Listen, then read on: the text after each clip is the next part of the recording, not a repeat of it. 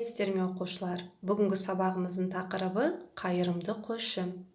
Ребята, сегодня будем проходить сказку под названием «Милосердный пастух».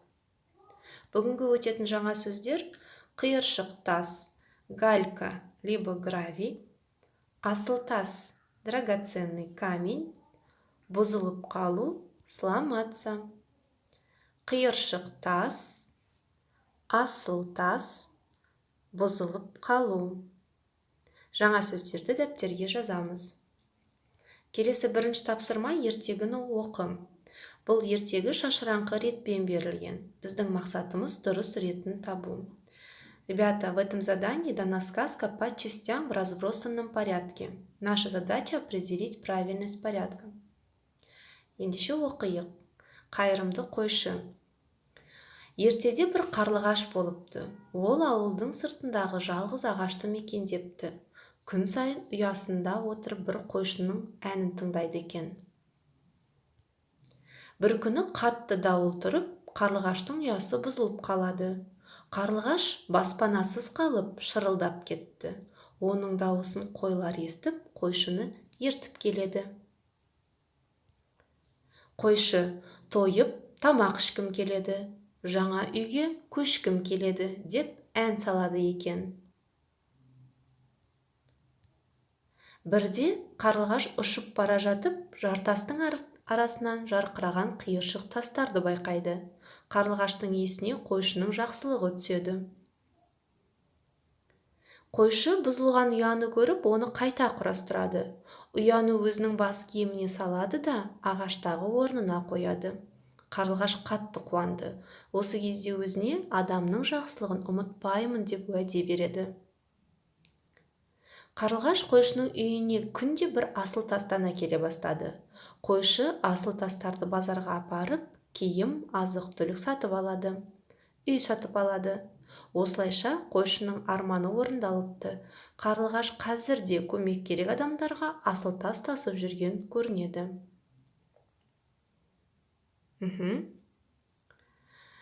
Ребята, попробуйте определить правильный порядок и самостоятельно прочитайте сказку.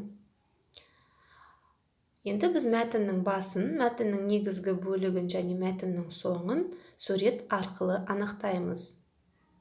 Мәтіннің басы. Начало текста. Мәтіннің негізгі бөлігі. Основная часть текста. Және мәтіннің соңы, конец текста. Вам даны в виде картинки. Келесі енді сұрақтарға жауап бер.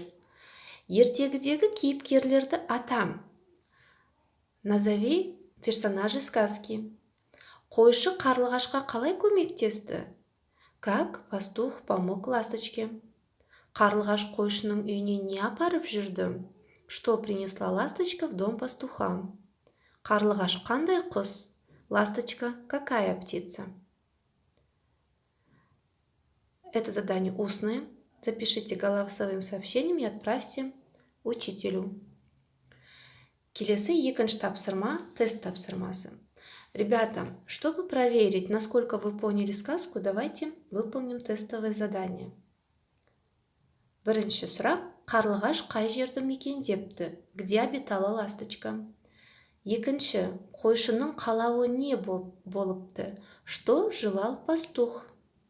Үшінші. Адамның жақсылығын ұмытпаймын деп өзіне уәде еткен қай кейіпкер? Кто обещал себе, что никогда не забудет человеческое добро? Төртінші. Қойшы арманына ненің көмегімен жетті? Как пастух исполнил свою мечту? Бесінші. Қарлығаш қандай құс? Ласточка какая птица? Ответы на эти вопросы запишите в тетради и отправьте учителю.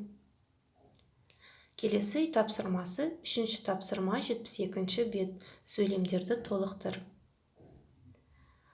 В этом задании вам нужно будет дополнить предложение.